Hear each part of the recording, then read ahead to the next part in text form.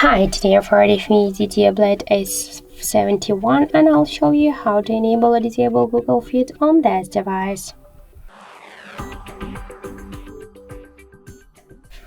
So now we can see that the Google Discover is activated. Just want to swipe to the right side.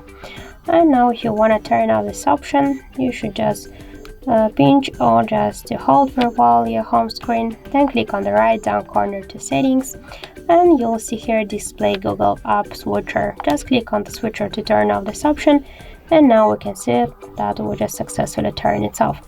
So by the same way, if you want to turn it on, go to the settings, click to display Google app switcher, and that's it. So thank you for watching, and if you find this video helpful, don't forget to leave a like, comment and to subscribe our channel.